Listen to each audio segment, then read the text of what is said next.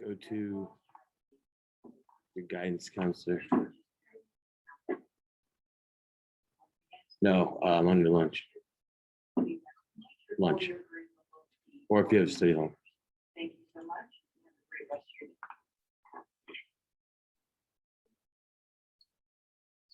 Excuse me? If we get done early here, you can go down.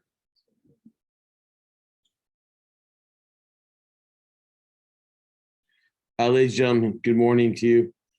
If you could go to your Canvas module and click on class participation for today. I think we'll probably have a couple presentations. Looks like Chris is absent. I know Zariah is ready to go. Also Francesca and Maritz's possibly. So good morning, everybody on Zoom, and happy Friday to you. What I would like you to do right away is go ahead and go to the Canvas page and go to class participation on the week 13, please.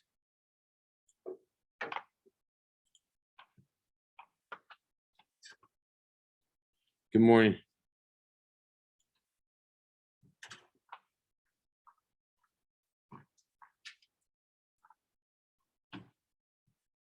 All right, so I'm going to go ahead and share this screen. Oh.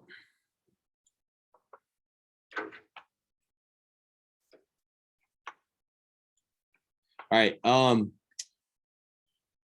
Jordan, can you take down 1, 2, please? Okay. So I'm sharing the screen. Everyone on here, I think, can see it. Click on 49 current event participation, please. And then click on the Google Doc for period 1. And we're going to go ahead and put in the names.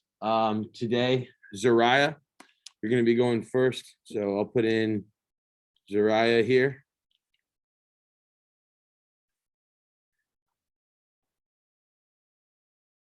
And then Francesca. Should I get the spelling right?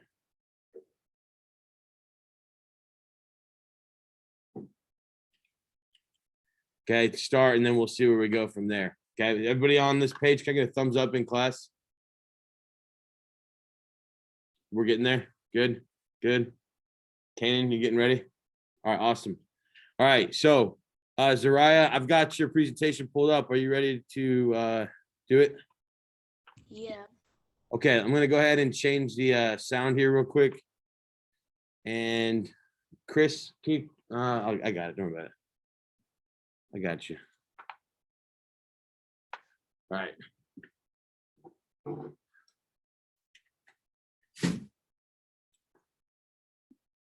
All right, so Zariah, I'm going to go ahead and pull up the PowerPoint that you uploaded, and just want to make sure that this is what you wanted to be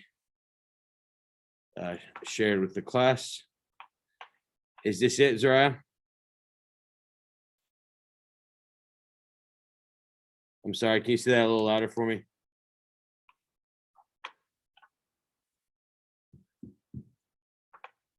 Uh-oh. Do I go now? Zariah, are you talking? Oh, yeah. Oh, now we got you. Thank you. Is this it? Yeah. Okay, perfect. Coronavirus vaccine around the world. Let me get it full screen. Michael Dunn, can you see this full screen? Great. All right, everybody in class, let's make sure our headphones are out. Let's give respect to our peers. It looks like we'll have a few minutes at the end of class to just relax a little bit, maybe get assignments in that you need to for other classes, etc. Okay. So while we're working here and doing this, those of you at home as well, please put away distractions and let's attempt to kind of try to understand what's going on around the world a little bit more, not just maybe in our own neighborhoods. Okay. All right, Zariah, go ahead. You can go to the next slide. Okay. Before we begin talking about coronavirus and its new vaccine, let's dig into how it came about. Coronavirus has always been a pandemic, but it didn't start affecting humans until the first case was reported in Wuhan, China in December of 2019. It then started spreading rapidly until it made its first case in the US in January of 2020. It continued to spread rapidly until former President Donald Trump decided to put the entire country on lockdown, sending workers home, students home, and closing down all businesses. People couldn't go out unless it was for essential traveling and needs. This meant we couldn't go out unless it was to get food, work if it can't be done over technology, and emergency needs. All of this put millions of people around the world in stress and bankruptcy. Most countries are no longer on lockdown, but are still requiring that people wear their mask and also try to stay home as much as possible to stop the spread of COVID-19. I predict that in the near future, we will be able to go back to our normal lives. By normal, I mean without the worry of catching COVID and possibly dying, wearing a mask in public places, and getting out with friends more. Now, let's actually get to talking about this vaccine. Millions of people around the world are either afraid of this new vaccine or simply don't trust it yet. Vaccine development usually takes 10 to 15 years, and this vaccine was developed in only 1 year. People around the world are afraid what's in the vaccine as well. Is there really much of a worry now? Others have either gotten only one or many shots so far, and they seem fine. It's not like they were going to turn into zombies or anything. There's plenty of reliable sources that state that the vaccine is perfectly safe. There are 3 different kinds of coronavirus vaccines: Pfizer, Moderna, and Johnson & Johnson. Pfizer. Pfizer was the first vaccine that was handed out to America for use in the army. As of right now, this is recommended for teens 16 and older and requires 2 doses that must be 3 weeks apart from each other. Although there is no proof showing that it's good or bad for pregnant women, they should still talk to their doctors about getting the vaccine and if it's okay for their offspring and themselves. This vaccine may or may not give you the same side effects as the flu shot does: sore arm, fatigue, vomiting, fever, etc.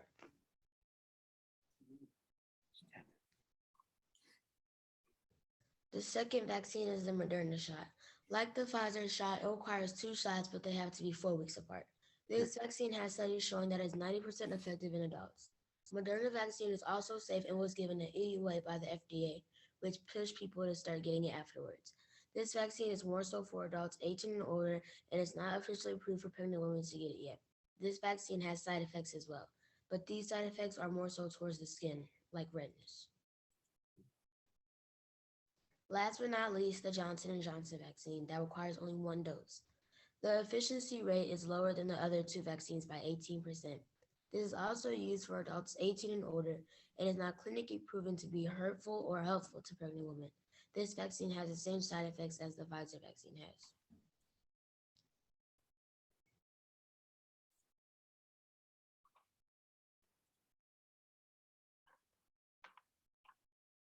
One second, those on Zoom as I stop the share in an attempt to get the correct screen on. Ethan, I'm gonna mute.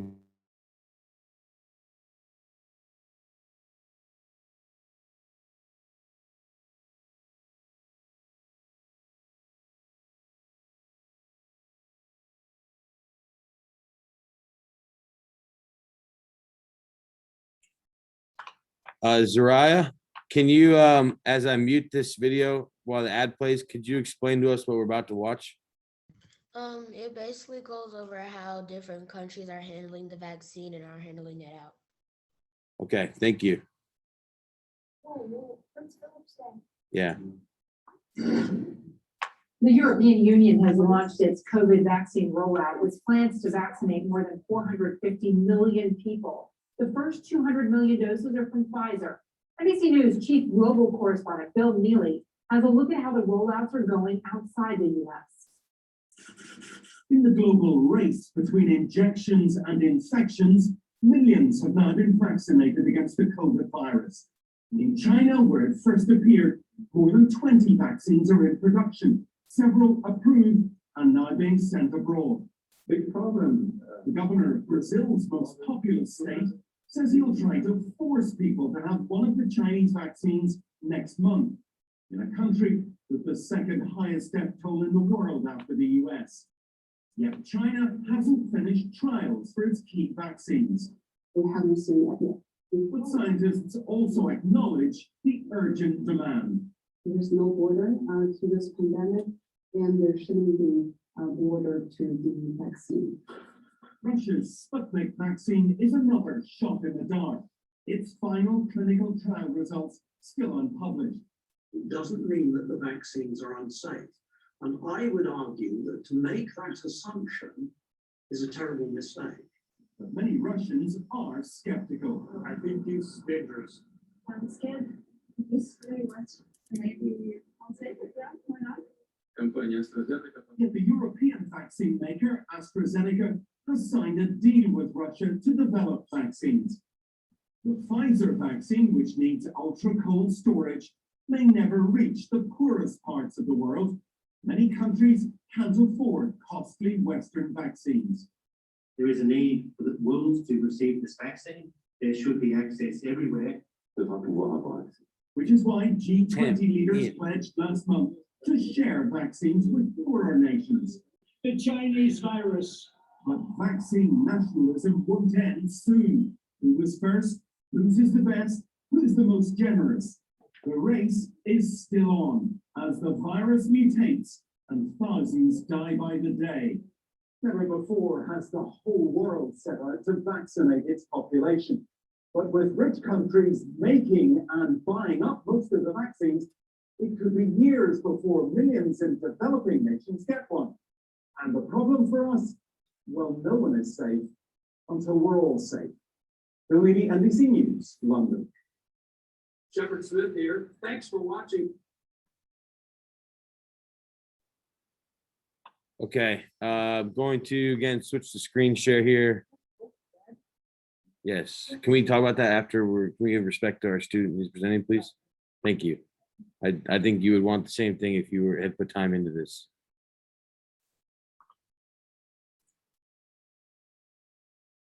I'm sorry, 1 second, let me get the correct screen here, is all right, and then we can finish up. Michael, can you see the entire screen or not? Okay, thank you. Okay, Michael, can you now see it? Great. All right, Soraya, go ahead and continue, please. You can skip this slide. Okay. You sure? Yeah, I'm sure. Okay. Once you are eligible, which vaccine will you decide to take? Has a family member or loved one taken the vaccine yet? How do you feel about the vaccine and why? Okay, great question. So, take a look and then on the Google Doc, go ahead and answer one of these three. Side note, I got the Pfizer vaccine about 6 weeks ago, 7 weeks ago. Second dose was a little iffy, but I haven't had any side effects since.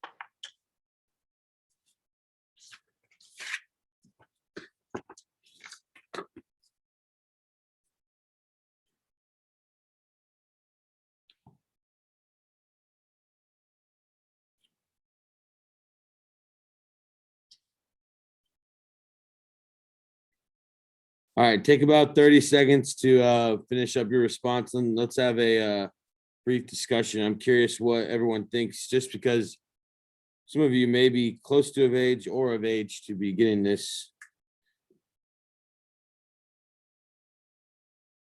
And I'm guessing some of your parents or grandparents have gotten it as well.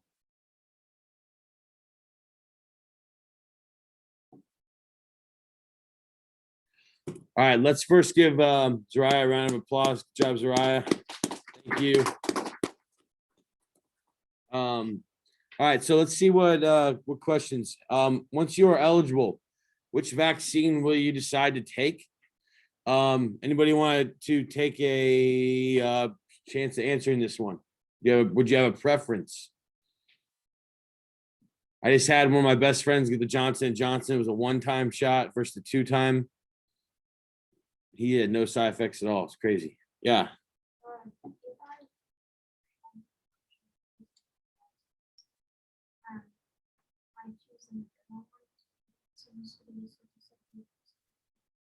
But realistically, I'll probably again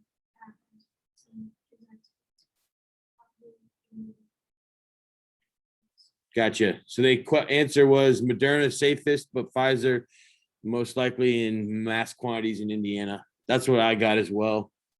I was lucky when I got it. They said that they had the second dose on hand, but the people that were getting Moderna, like right behind me, said that they didn't know when they would get the second dose and they were going to have to go to like a separate clinic, like 45 minutes away to get it when they were called by the state. So I was pretty happy that I got the Pfizer one in that instance. Has a family or loved one taken one of the vaccines yet? I'm assuming a lot of people have. I know people that have. And some people are not taking them for obvious reasons as well.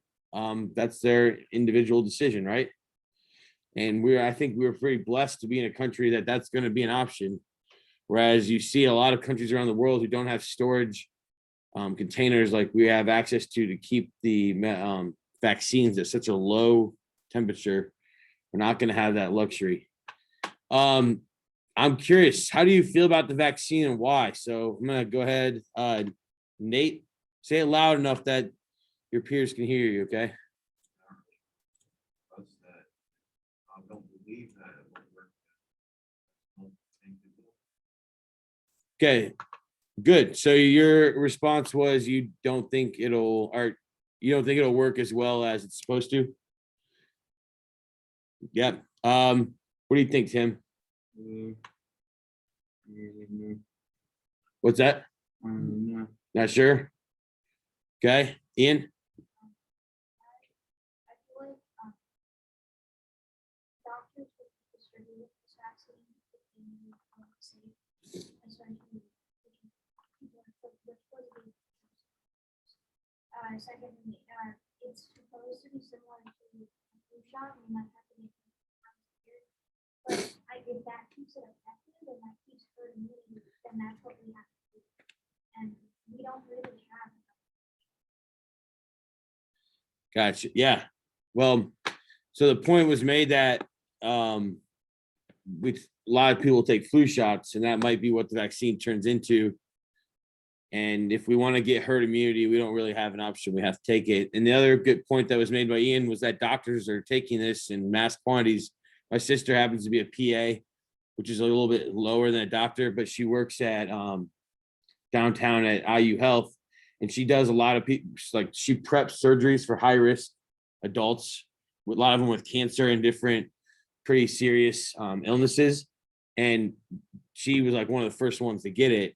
And because of her position, and all of the doctors that have worked with her got it as well. And so that kind of made me think like, yeah, people much more educated than me are getting it. I probably should go out and take care of business. I also have, a wife that works at home with 2 little kids to make sure that I kind of keep safe as well.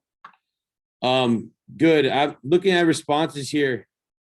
Seems like a lot of you have had people. Chris, I'd be curious to see if you don't mind sharing why you think that it's too soon. Well, as they said, usually vaccines take way longer to develop. I'm kind of afraid that it might. I'm still willing to take it. I'm just afraid that something might go wrong.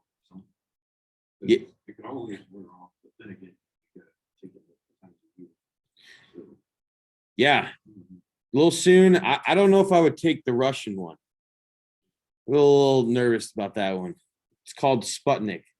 It's named after the first rocket to have ever gone into space. What are they? It sounds like they're trying to make this into some kind of like medical war here. I also would be like, I don't know. I think there is a little uncertainty, especially with like a country like Brazil taking 450 million doses from China. You don't know the safety protocols or anything. You just have to trust. I think there has to be some kind of blind trust. Like this whole school thing is somewhat of a blind trust, right? That's why Miss Palacios went on the announcement today and said, start following the rules again. Yeah, I just walked around like 10th period yesterday. I probably saw 15 kids skipping class. I'm sure that's frustrating the administrators because they don't know where they are. They don't know, again, what germs are being spread, et cetera. So, yeah, good point. Thanks everybody for the responses. Again, Zerag, just obviously a topic that I think we will be revisiting again in August of next year and December, who knows? But I think we're blessed to be in here now again, and I feel a lot better about that. I hope you do too. All right, so let's go ahead, Francesca. I've got yours ready to go, and it is the Black Lives Matter movement in the United Kingdom. Is this correct, Francesca? Yes. Okay, I'm gonna go ahead and put it on the screen. I'm gonna click on your YouTube video, or I'm gonna get this link. I don't know if that worked or not. Nope, that was not what I wanted to do.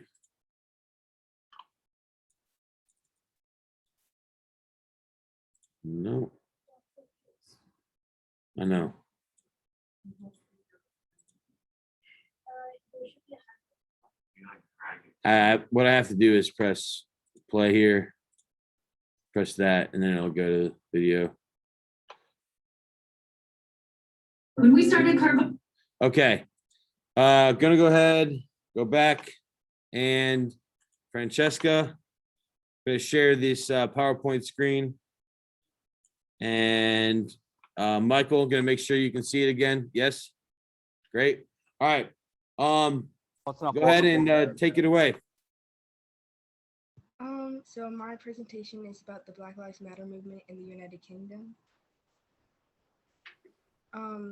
Cynthia Jarrett died October 5th of 1985 due to a heart attack that was caused by an unexpected intrusion by police into her home. Police raided her house due to her son's alleged auto theft, which was later dismissed in court. Cynthia Jarrett's death sparked what is known as the Broadwater Farm riots. And another victim of police brutality in the UK was Mark Duggins, who was killed August 4th of 2011.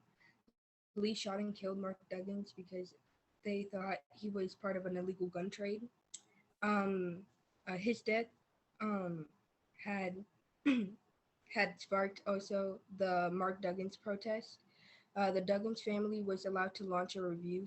Sadly, the review was dismissed, and the court ruled Mark Duggins' killing as lawful. These events and many others led up to the adoption of the Black Lives Matter movement in the UK, and the Black Lives Matter movement was founded in the United States July of 2013 because of a teen boy named George Zimmerman who was shot and killed.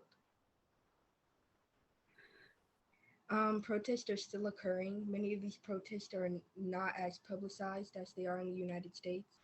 Black Lives Matter in the UK is also focusing on policy changes. The Black Lives Matter movement is directed towards their government to recognize the injustices of the Black community and for them to change policies. This has escalated because the government is not willing to acknowledge that racism exists in the UK. How will it change? In the future, the voices of the United Kingdom need to continue to be loud and persistent so change can occur. My hope is for people to start acknowledging that racism exists and that it needs to be talked about and fixed. Great. We're going to go ahead to the video now, and I've got it on a different screen. Oh, and the video is about just the UK, like adopting the Black Lives Matter movement and how they like changed it a little bit to fit them. And also, it was in this video was in 2016. That's why they're not wearing masks. Thank you for explaining that. Okay, I'm gonna go ahead and switch the screen share here. Hundreds of people have gathered because of a statement, a movement that is usually, well, really increasingly associated with the United States, or at least increasingly in favor of Great Passion. That statement, of course, is Black Lives Matter. So take a look here.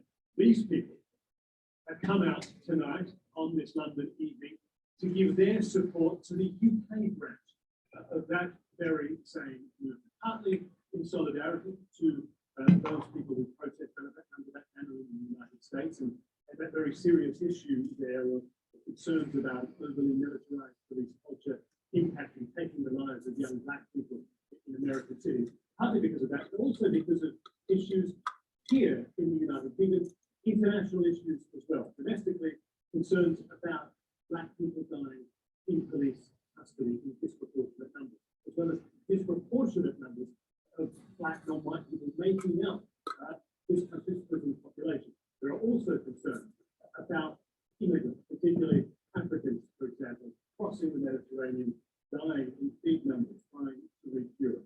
So all of these reasons, these people have come out here tonight. To talk about some of this a bit more, I'd like to bring in Rachel Williams. Rachel, you're a student here tonight. Tell me what chance, or really why do you believe this issue resonates here in the United States? I think it resonates in the United Kingdom. We've seen injustice here for so long. Since 1990, there were over 1,500 people that died for police contact. Some of the young people who are today witnessing justice for every single one of those Black people in their entire life. So when it comes to that desire for justice, that need for justice, and the pain that we feel there, it's Just very quickly, the actions that have been taking place earlier in the UK, right? Protests of people that involved blocking streets, clearly designed to inconvenience people, get a bit of attention, and raise the profile of the issue. Why do you think those sorts of methods are the way to do it? I think they're important because not only do they raise awareness, they give people a small amount of that opinion of what it is to be helpless in a situation beyond your control, have your power taken away. It's more than just sort of delaying a flight for a few hours. It's really trying to make the message home that this is what it feels like when you come into contact with the police. You have no power that power and take it away from us. Rachel, thank you very much. Thank you. So the organisers here, as I say, they admit that the issues are not as pronounced, they can't possibly be, as those in the United States, but they believe the issues here are still very serious, and they say this is just the beginning. This is a movement they believe that will continue to grow with great momentum internationally. Bill Black, CNN, London. So that was in 2016. Is that correct? Yes.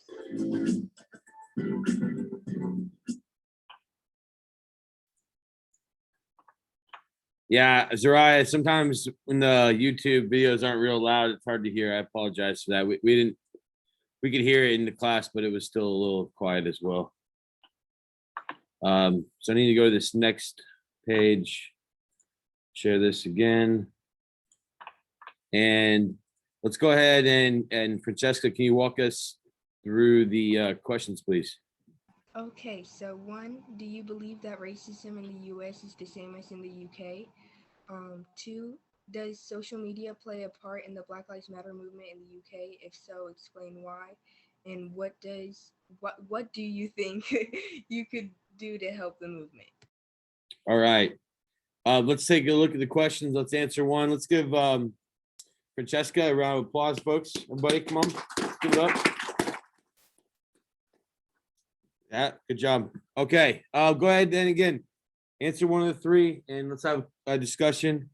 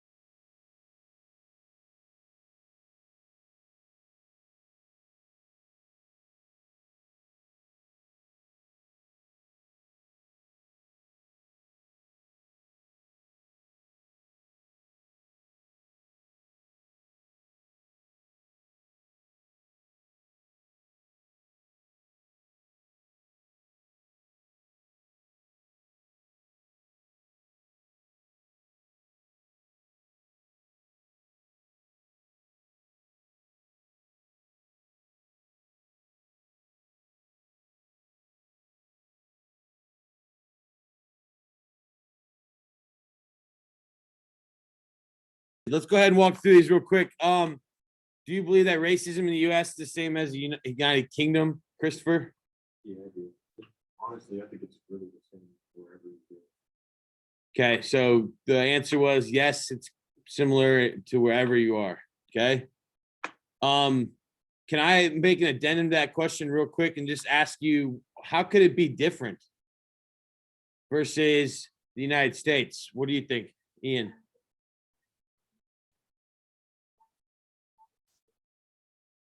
Are you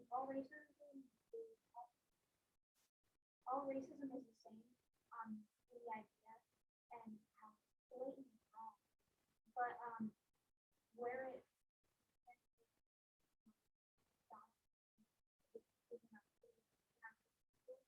But in other countries, it don't.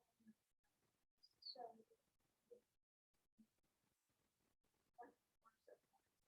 More social aspect.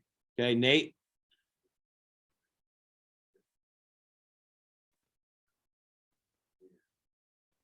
Other countries teach about it. The United Kingdom, if you remember right, there's a saying, we were just kind of at that part of the history. The sun never sets on the British Empire. So their history of imperialism is much greater than that of even the United States. So there is a different kind of diversity in Great Britain. And I've been to London for a handful of days before. And it's just it also, they have a lot more immigration from Africa due to it's not that far away. And so it's and then they didn't have plantation slavery in the United Kingdom, right? They just took over other places and turned those places into that plantation slavery. They didn't actually have it in their country, which I think is vastly different. Does that make sense to everybody? So I would agree that racism is similar everywhere, but there could be it's just maybe a different feeling. Does social media play a part in Black Lives Matter movement in the UK? If so, explain why. Does anybody know that? Or did anybody take a gander at that question? You did, Nate? What do you think? Quickly.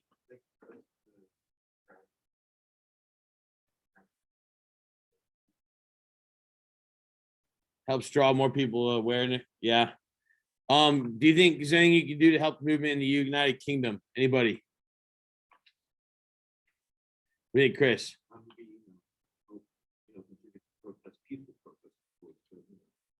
Protest against it, maybe try to spread awareness to it wherever we go. Probably don't want to shove it down people's throats. Still try to show them. Show some respect, help spread awareness. Good. Okay.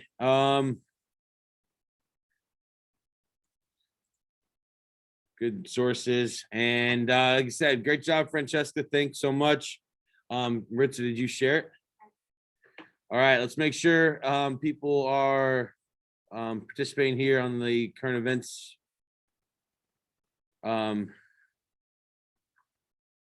Great. Anybody know? Everybody's with me. Here we go. All right. Zoe, make sure you respond, please. Okay, I got it, Ethan. Please don't type in random stuff. Thank you. And especially not in someone else's box, because it's a little, that's not super appropriate. All right, Maritza. Maritza's going to be our third presenter. And did you share with me? Okay, I just didn't see it pop up, but I'll find it. There it is.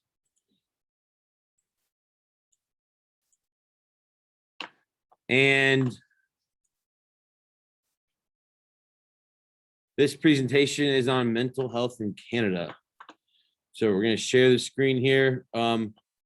Maritza, I'm going to have you come on up here. That's okay.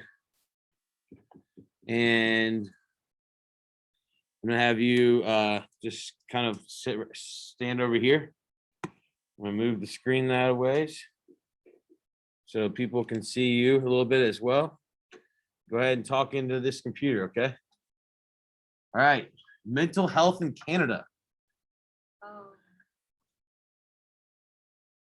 The COVID-19 virus appeared in Wuhan, China of December 2019. And the first case of COVID-19 was on the 22nd of January 2020 in Toronto. And as of today, there have been 23,211 deaths. That's really low. Wow. What is happening currently? The youth experience the greatest declines in mental health. Those already experiencing poor mental health before the pandemic have been impacted heavily, especially the LGBT community. Minorities were more likely to report poor mental health and symptoms of generalized anxiety disorder. And those experiencing poor mental health were 4 times more likely to have increased substance and use since the pandemic began. Domestic violence rates have increased from 2018. What do you think will happen in the future? The future is the rates of depression, anxiety, and worry will increase over time as the pandemic persists and continues to be a great source of what is happening around us. Substance abuse rates will be increased since people who don't really know how to cope with these feelings may find other ways that are not so good for you. And more people will try and seek therapy and seek out help groups, since those words can be a little too much. And this video, it mostly talks about how people of all ages, even adults and kids, are affected by the pandemic.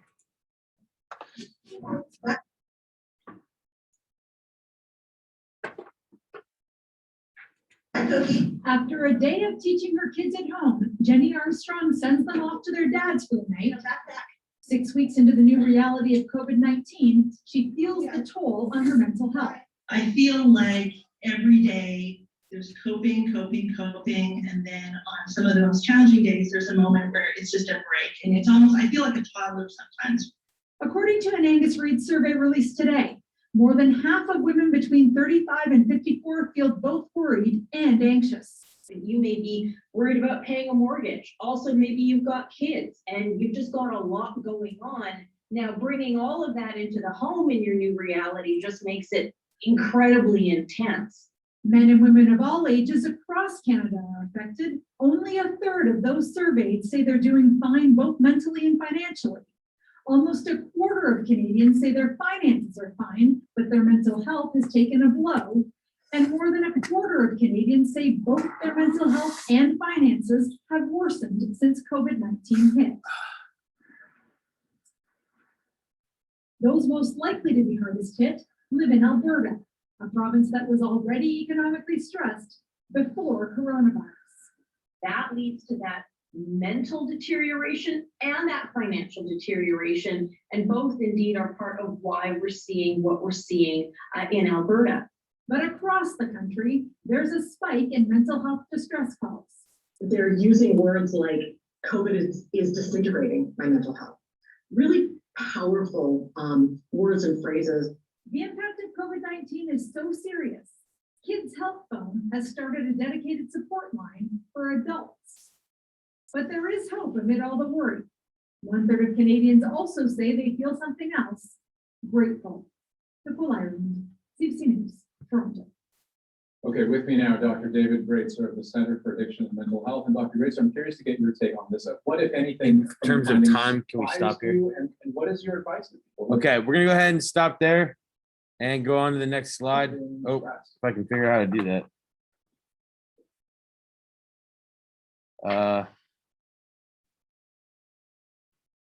Let me get out of the full screen.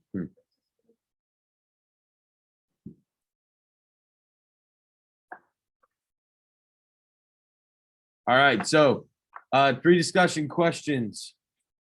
What are 3 ways you can check on people during the pandemic? And 2, have you experienced any worry about the pandemic? If so, what have you done to lessen those thoughts? 3, what acts of kindness can you do for the people around you? All right, let's give Ritza a round of applause. Thanks for pulling that together. Good job, Ritza. All right, so mental health obviously goes across boundaries, especially in this state of the coronavirus. So answer one of these 3 questions, please. And we'll bring it back together here in about a minute and a half.